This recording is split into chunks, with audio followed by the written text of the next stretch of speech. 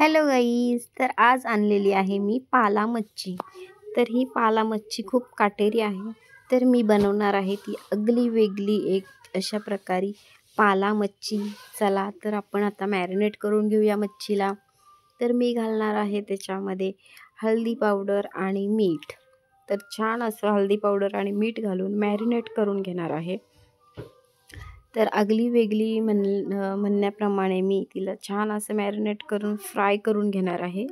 तर चला आपण आता हळद मीठ छान असं लावून घेऊ त्याला आणि मग मॅरिनेट केलं की लगेचच आपल्याला फ्राय करून घ्यायचं आहे. तर मी इकडे गॅसवरती कढई ठेवलेली आहे.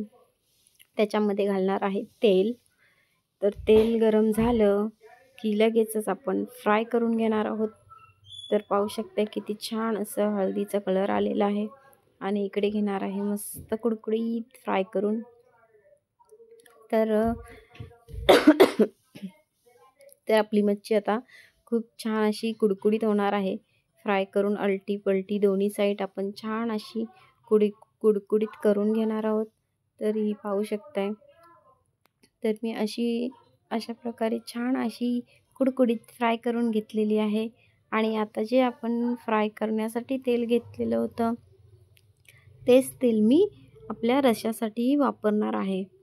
तर मी घेतलेलं आहे फोडणीसाठी लसूण, मिरची आणि टॉमॅटो. तर छान लसूण आपलं फ्राय करून घ्यायचं आहे आपल्याला. लसूण फ्राय झालं की लगेच टॉमॅटो घालणार आहे त्याच्यामध्ये.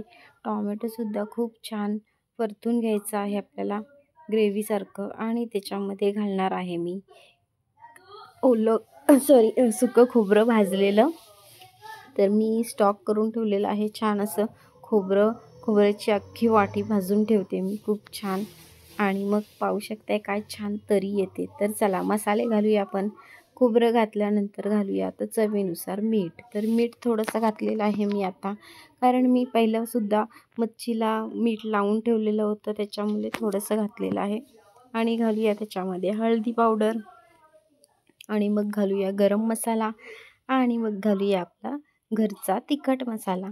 तर जसं आपल्याला तिखट हवं आहे तसं आपण घालू शकतो आपल्यानुसार. तर छान अशी ग्रेव्ही झालेली आहे पाहू शकताय.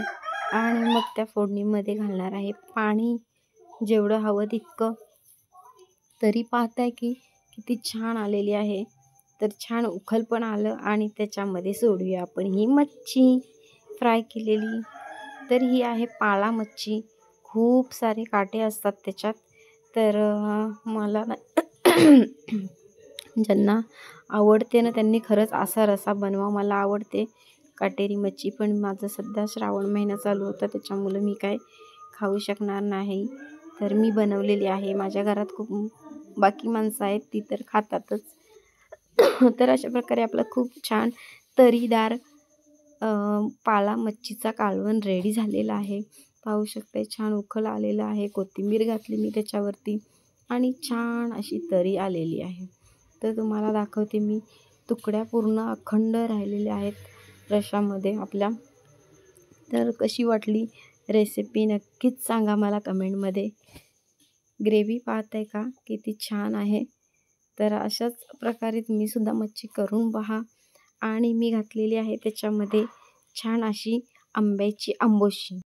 तर यूट्यूबवरती मला 2 ताईंनी कमेंट केलं होतं की तुमचं श्रावण आहे की नाही. तर मी त्यांना सांगेन माझं श्रावण आहे, पण माझ्या बाकीच्या लोकांचं घरातल्या श्रावण नाही आहे. त्यांच्यासाठी मी बनवते मच्छी. तर त्यांना खायला हवेच ना, माझं उपवास असलं तरी पण. तर माझा व्हिडिओ कसा वाटला नक्की लाईक शेअर कमेंट करून सांगा की व्हिडिओ कसा आहे. Tata bye bye.